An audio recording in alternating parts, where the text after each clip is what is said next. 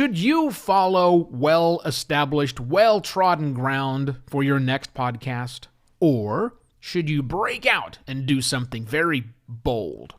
Well, I've got some ideas.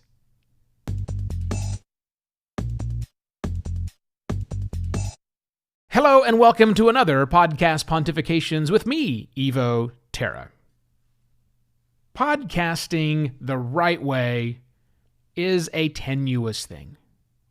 There's lots of models out there that you could and perhaps should follow.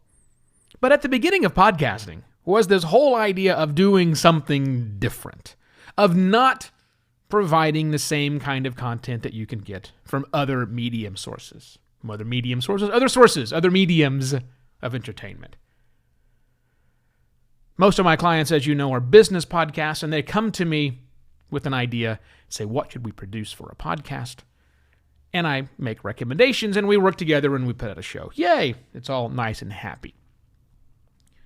But quite often, during that conversation, we have to make a decision of whether or not we're going to follow the beaten path, or we're going to do something wild and weird. There's no right answer to do that. But I do think that now, in 2019, there is a righter answer making an appearance, and that is going bold. In fact, I think that there's not really a better time to go bold and do something different. And I'm going to give you in just a moment 3 reasons why I think that is the case. Yes, even for your business podcast. But before I do that, I need to make you understand something. Doing something different assumes you know what the status quo is. And for the vast majority of my clients and my prospects out there, they're brand new to podcasting, having only sampled a handful of shows here and there. So before you decide to listen to me and be bold, you need to do your homework. And that is, you need to understand what the unbold shows in your particular niche look like, sound like. You're not going to do that with 1 or 2. You have to do a relatively deep study of what's going on right now. Because only once you understand what's happening, what the status quo looks like, that's the only time you can go around it. Okay? That's the simple caveat. Now, let's get into the 3 reasons why I think right now, 2019, is a great, probably the best time ever to go bold with your podcast. Reason number 1, all new people. There's an old joke I used to say, but what's the best thing, it doesn't matter what mistakes you make, because 100 years from now, all new people. That's the case in podcasting, except we're living through the all new people phase. Every day, a new flood, let's call it a flood, of people come to podcasting who have never heard a podcast before, or more likely, have very limited experience. There's a flood of new apps coming out there. There are lots of new ways people are entering this space as listeners. And they don't have any, or very many, preconceived notions. Now, of course, they do have preconceived notions from the other sorts of media, perhaps audio media they've consumed, so you have to understand that.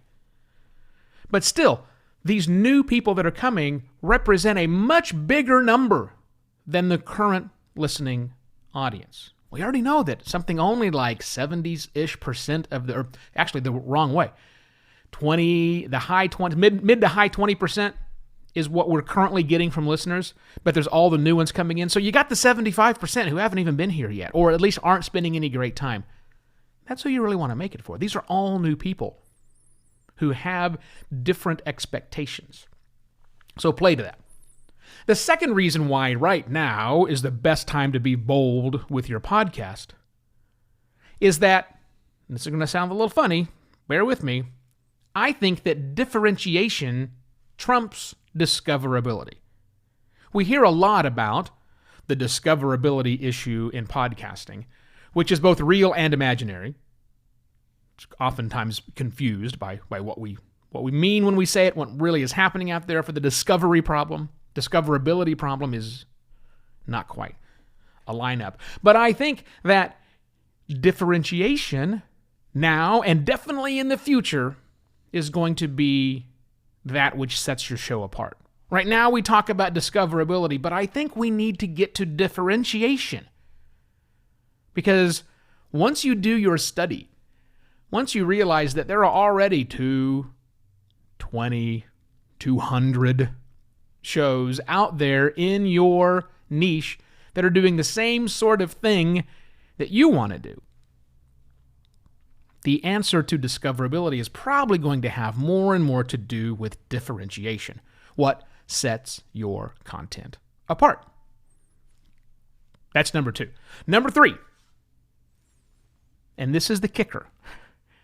There's no gold at the end of the rainbow. People enter the podcasting space thinking there's all these shows out there. They must be making tons of cash. I want to jump in. I'll follow that proven model so that I can get my share of those riches at the end of the rainbow. This is a playbook that they've put in place from lots of other sources of business, lots of other ideas, how to get rich quick, how to make money doing this, how to be successful in that. They're going to follow that same pattern for podcasting. But here's the trick. Here's the key insight. We're talking not a lot of money. We're not talking piles of cash for the vast majority of podcasters. Yes, we do have our standouts. But by and large, especially for my clients, businesses, professional service providers entering into this space, people who wish to get money from their clients and prospects who become clients rather than selling services directly to the audience, we don't see a huge amount of success, not from the point of view of if you do this on the front, you will get piles of cash on the backside. So the good news is you can experiment. You're not risking alienating 1 million people. That's not at play here. It's not like your entry to this space is suddenly going to, if it makes people not enjoy your content, we're not talking about alienating all of Facebook. We're talking about podcasting. For as much as we're growing, it's still pretty small, which means it's a great time to experiment and do bold, interesting, and engaging things. Because you're not really risking giant piles of cash had you just followed the standard model.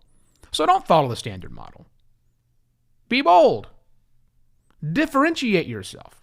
Make content that appeals to the new wave of people who are looking for something different when they turn to podcasting.